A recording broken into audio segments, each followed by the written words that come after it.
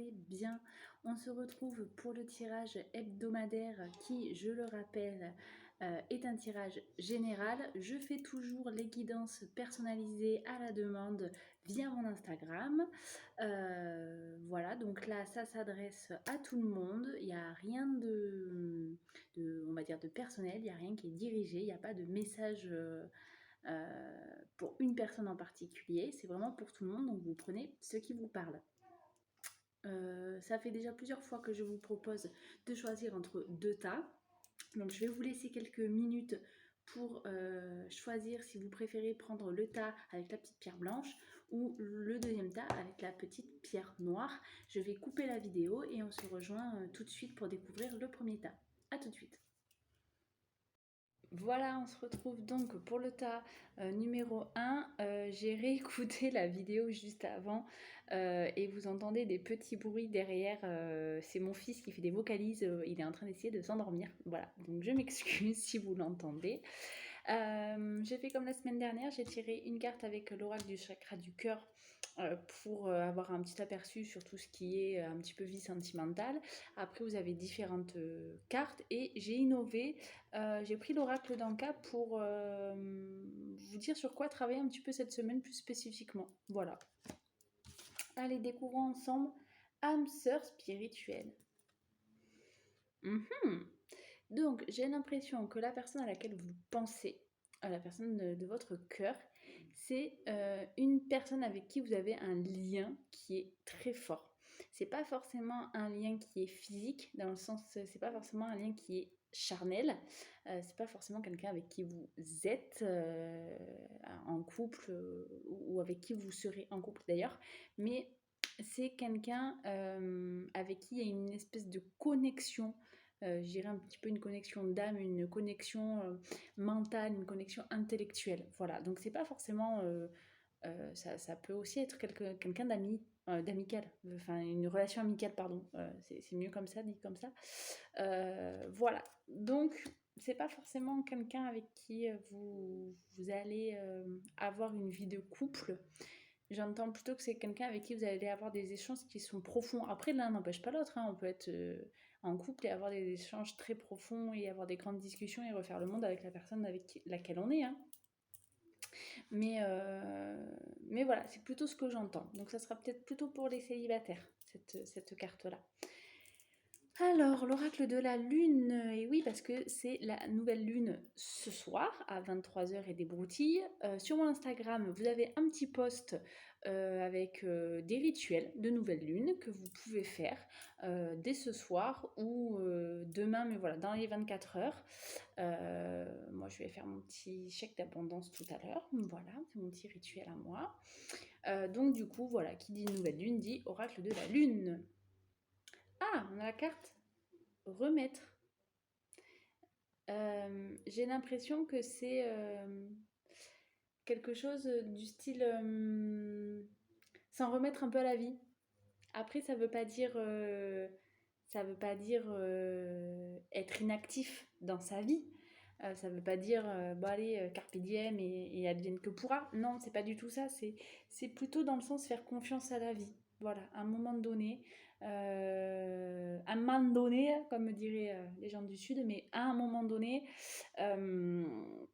j'entends que voilà, vous pouvez faire confiance un petit peu à la vie qui va vous apporter aussi des belles choses et vous pouvez lâcher un peu du lest. Ça ne veut pas dire céder complètement, ça veut juste dire à un moment donné vouloir arrêter de tout contrôler et dire ok, je fais confiance. C'est du coup exactement le bon moment pour faire un chèque d'abondance, pour faire un tableau de visualisation, pour vraiment essayer de créer de l'abondance.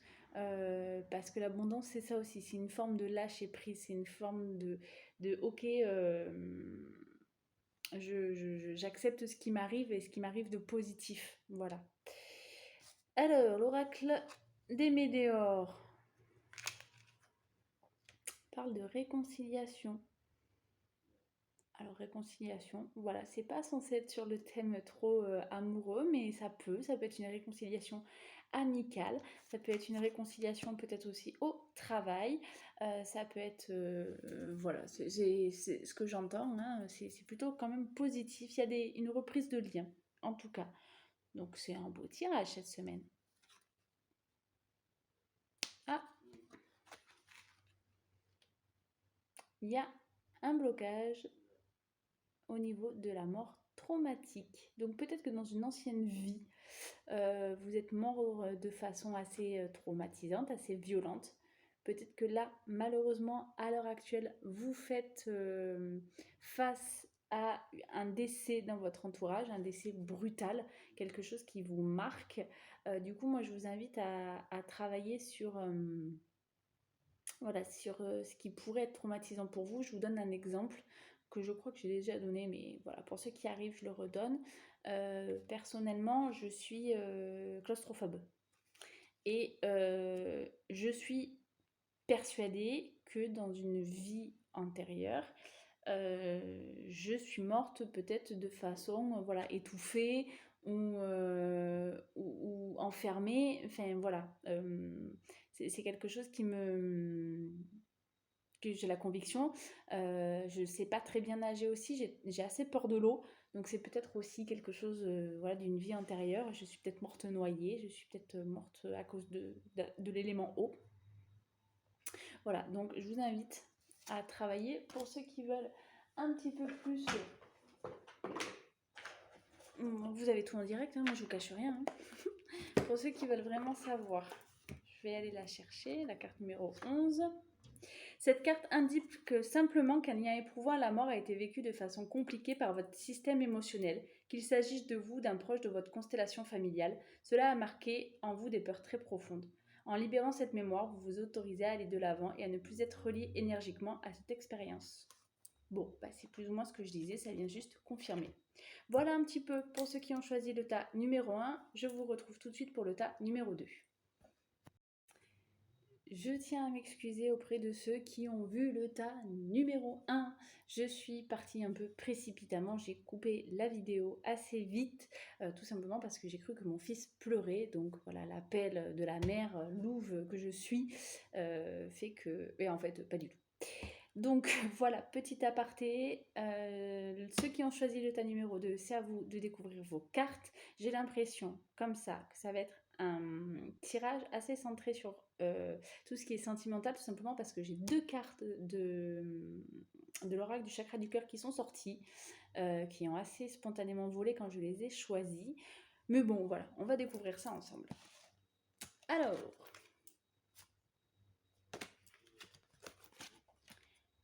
dépendance affective et adieu la routine.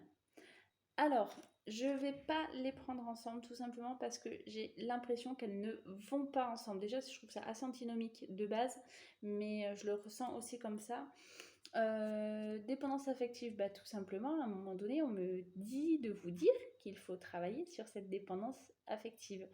Il faut que vous travailliez le lien que vous avez avec la personne de votre cœur. Peut-être que vous êtes un peu trop... alors, le mot qui me vient là, c'est soumise. Mais voilà, vous l'adaptez, hein, vous savez comment ça fonctionne maintenant. Mais oui, j'entends que vous faites beaucoup, j'entends que vous avez très peur d'être abandonné, vous avez très peur de ne plus perdre, de ne plus perdre, comment dire, de perdre quelque chose plutôt. Vous avez peur d'être seul. Enfin voilà, c'est quelque chose, du coup, vous faites pour l'autre. Pensez peut-être un peu à vous. Pour ceux qui voudraient prendre les cartes ensemble, là, du la routine, c'est peut-être justement ça, hein, penser à vous. C'est-à-dire qu'à un moment donné, casser peut-être cette chaîne de dépendance et du coup, voilà, faites des choses que vous n'avez pas l'habitude de faire. Pour les autres, moi, ce que j'entends, c'est mettez un peu de beurre dans vos épinards, quoi. Allez-y un peu, faites-vous kiffer.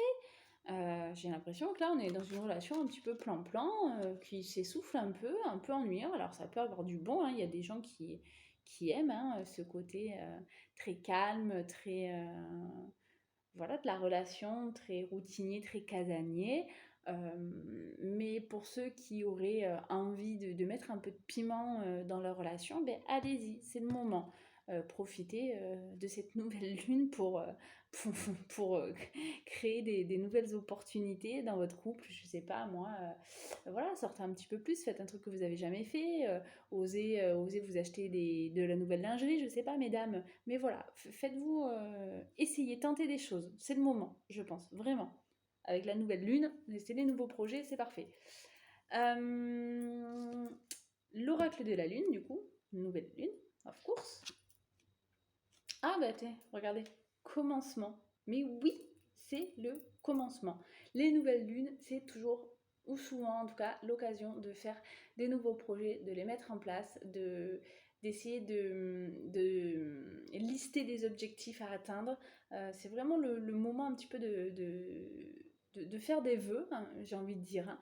Donc n'hésitez pas à faire des petits rituels. J'en ai parlé pour le tas numéro 1, je vous le redis, c'est le moment de faire des chèques d'abondance, des tableaux de visualisation. Vous avez sur mon Instagram un post qui vous explique un petit peu quel rituel vous pouvez faire pour la nouvelle lune. Vous en trouverez aussi plein sur internet. Après, vous adaptez ce qui vous convient, ce que vous avez envie. Moi, mon chouchou, c'est le chèque d'abondance et d'ailleurs, je vais le faire dès ce soir. La nouvelle lune étant approximativement vers 23h. Voilà, donc le commencement. Allez-y, faites des choses. Ça, c'est le moment.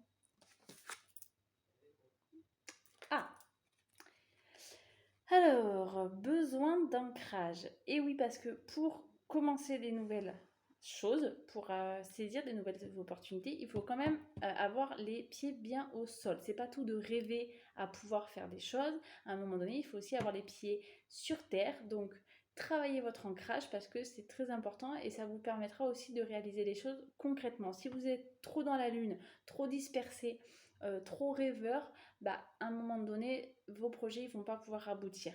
Que si vous êtes solidement ancré, ça vous permettra aussi à un moment donné de passer à l'action et de ne pas être que dans la rêverie, que dans l'hypothèse, dans l'hypothétique. Voilà, là vous allez être aussi dans une énergie d'action avec l'ancrage. C'est un peu comme si vous partiez faire du bateau sans encre en fait. À un moment donné, vous allez avoir besoin peut-être de jeter l'ancre et de vous poser pour pouvoir savourer une bonne baignade dans une jolie crique. Voilà, c'est un peu le même délire. Je l'ai dit aussi pour le tas numéro 1. Je choisis l'oracle d'Anka pour vous dire un petit peu sur quoi vous allez travailler. Donc là,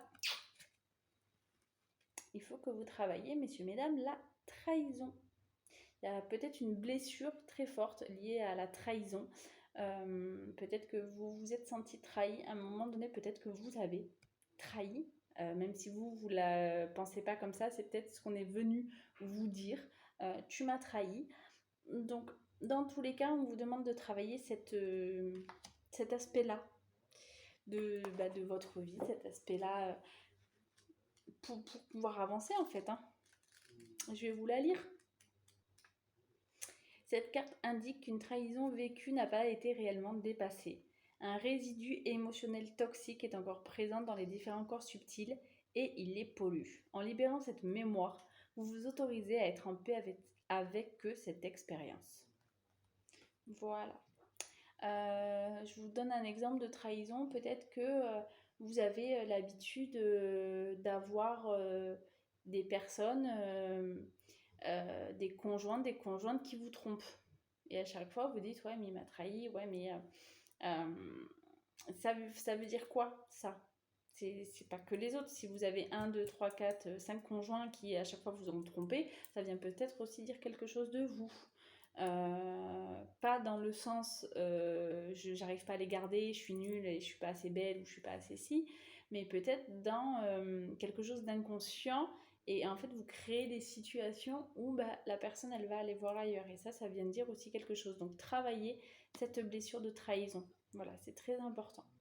Bah écoutez, moi c'est tout ce que j'ai à dire. Je pense que travailler la trahison, cette blessure de trahison vous aidera à pouvoir commencer de nouvelles choses parce que vous repartirez sur des bases qui sont saines.